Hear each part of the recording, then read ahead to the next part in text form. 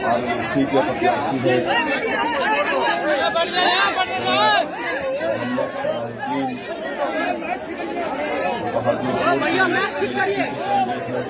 मैं ठीक करिए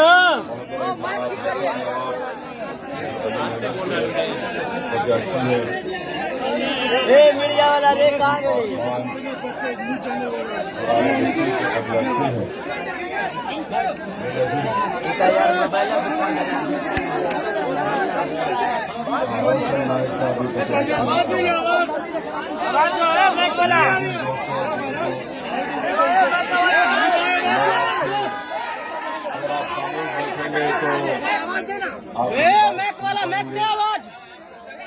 और ठीक है जुमा भी है, इसीलिए मुझे और मुख्तलिफ मुकामात पर भी जाना है। मैं आपसे सिर्फ आपके जज्बात को काबू में रखिए और यहाँ पर दाइव पर जो लोग उतार रहे हैं आपसे हम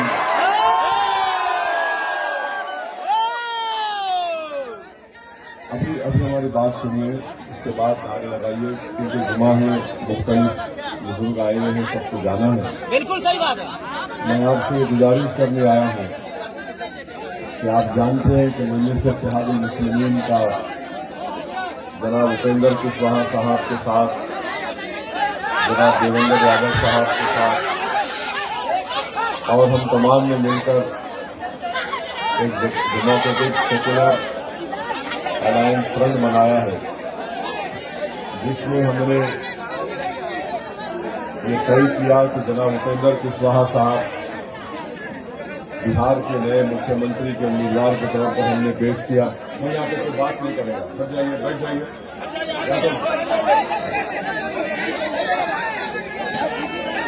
और हम आपसे गुजारिश करने आए हैं कि यहाँ पर जिन प्रत्याशी का उम्मीदवारों का नाम का ऐलान किया गया है, आप तमाम से अदमन गुजारिश है कि आप इनके हक में अपने वोट का इस्तेमाल करिए, इनको कामयाब करिए, ताकि बिहार में जो पिछले 15 साल से नीतीश कुमार की हुकूमत है और उससे पहले बिहार की जनता ने आरजेडी को 15 साल दिए।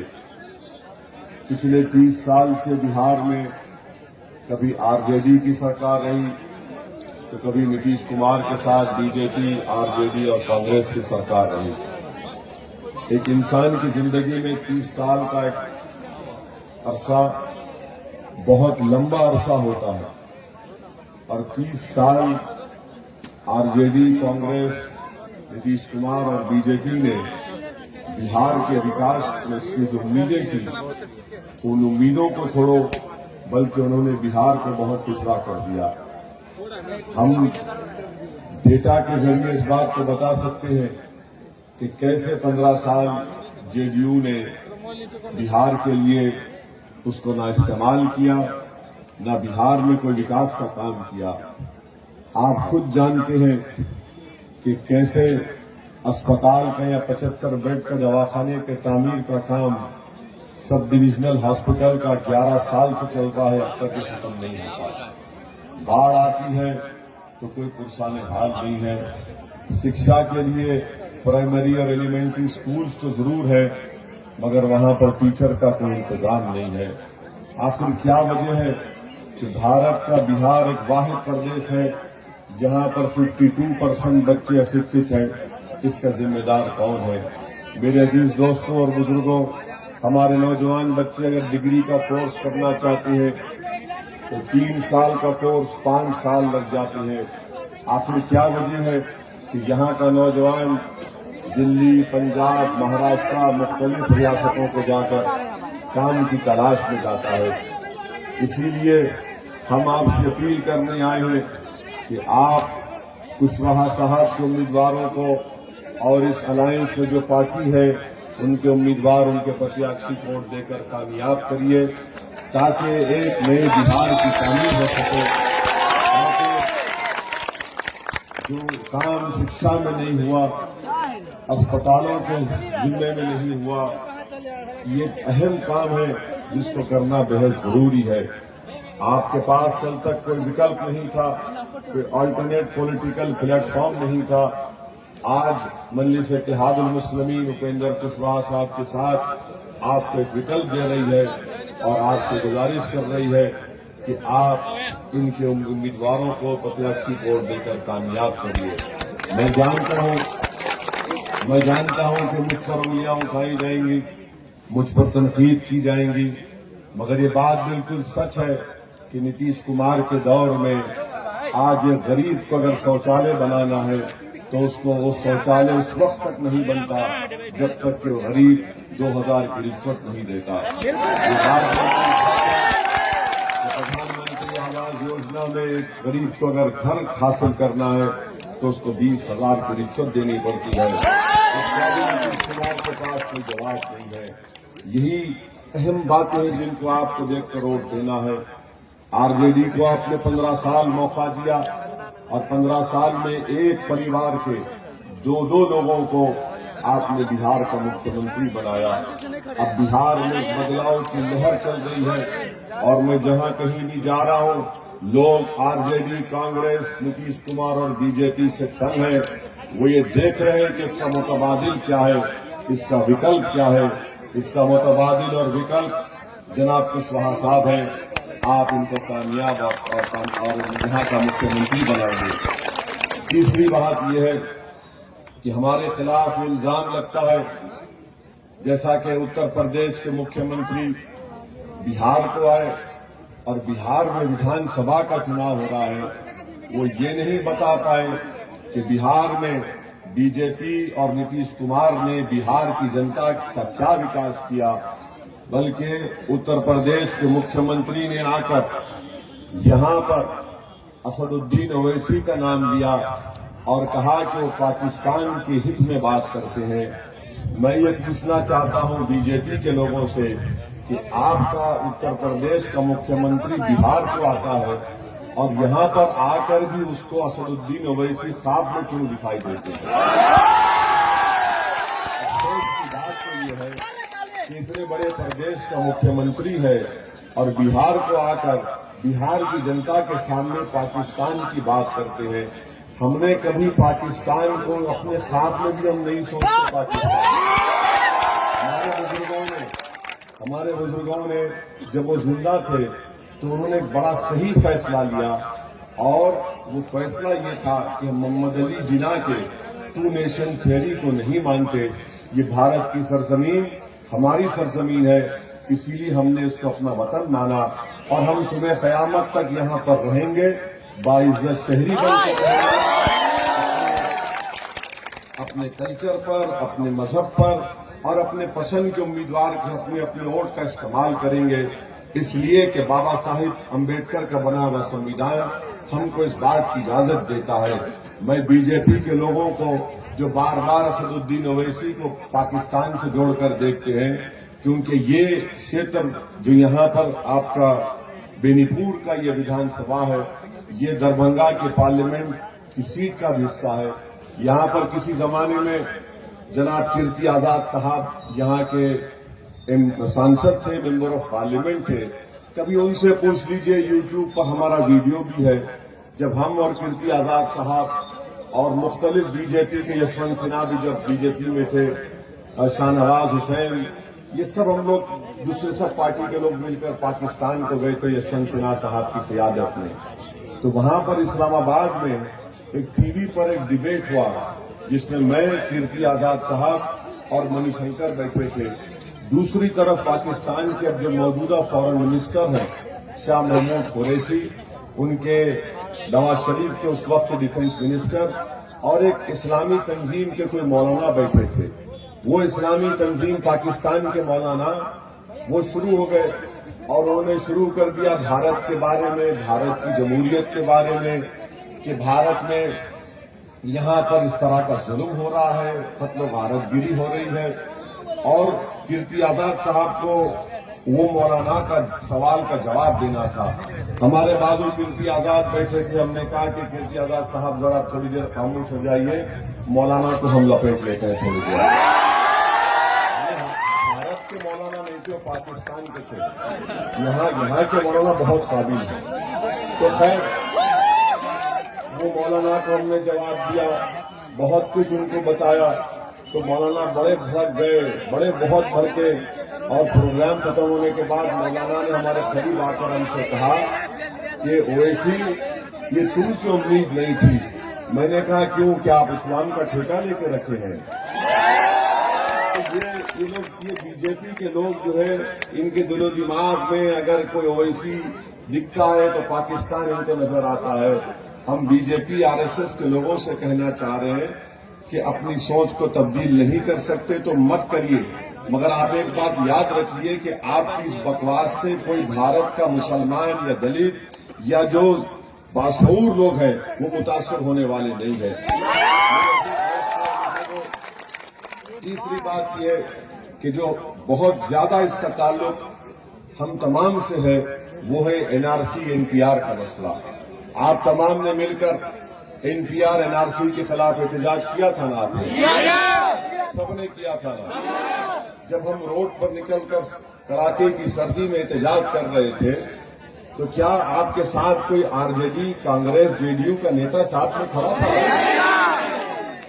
अब आप बताइए कि ये एनपीआर एनआरसी सीएए का जब कानून भारत की लोकसभा में पेश हुआ तो उसमें कांग्रेस के भी सांसद थे, उसमें मुख्तलिफ पार्टी के लोग थे, मगर आखिर आपने देखा कि हम वाहिद वो रुकने पार्लियामान थे, मैं और इम्तियाज जलील, जिन्होंने इस कानून को काला कानून कहकर पार्लियामेंट की फ्लोर पर हमने उस कानून को फाड़ दिया, ये कहकर कि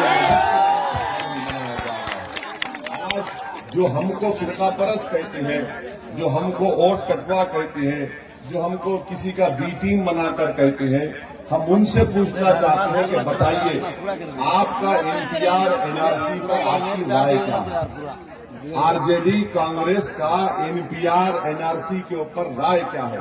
हमारी राय यह है कि अगर उपेंद्र कुशवाहा बिहार के मुख्यमंत्री बनेंगे तो यकीनन बिहार में सेंसस होगा, मगर एनपीआर एनआरसी नहीं होगा इंशाअल्लाह।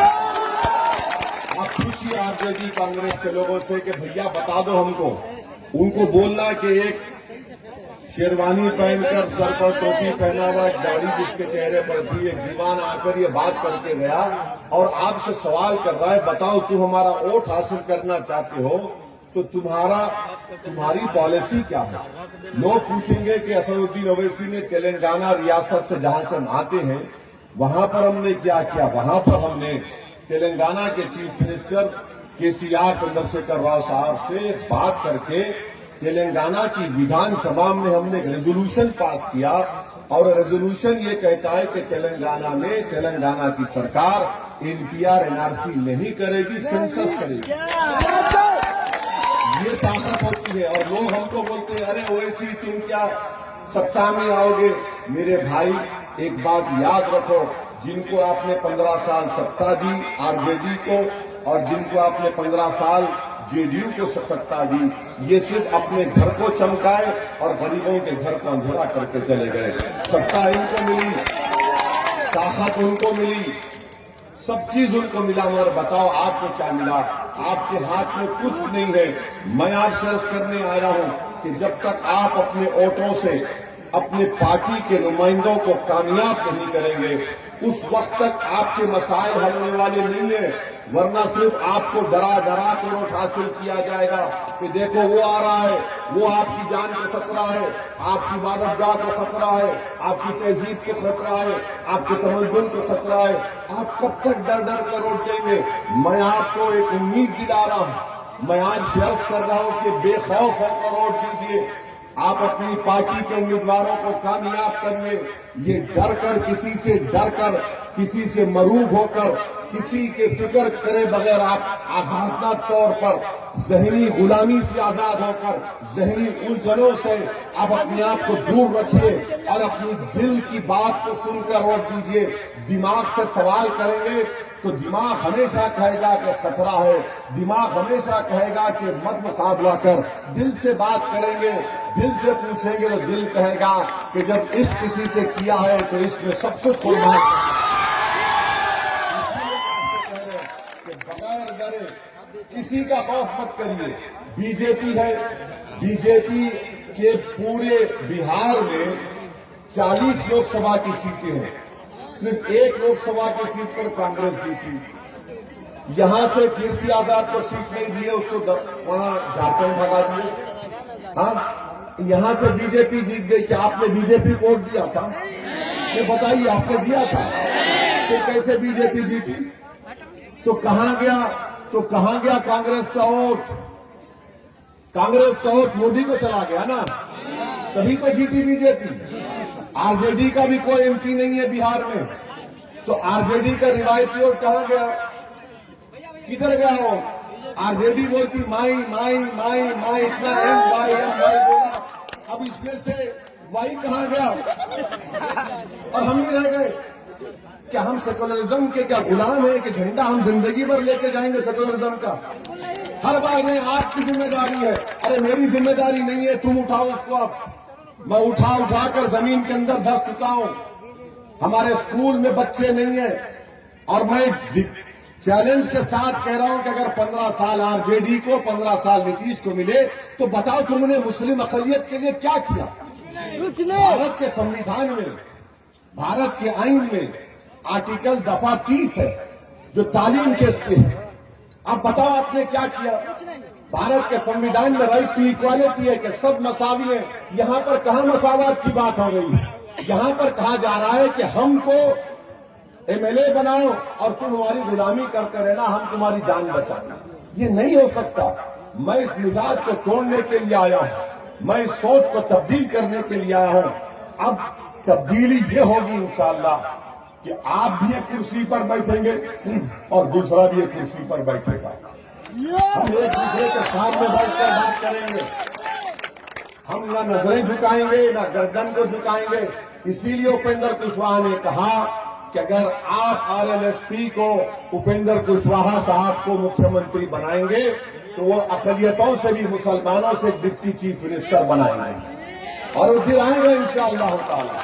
उन्होंने कहा कि ओबीसी से भी किसी को बनाया जाएगा। ये काम करना है, जोड़ने की जरूरत है, हिस्सेदारी की जरूरत है। ये कब तक सिर्फ आप वोट डालने वाले बनेंगे?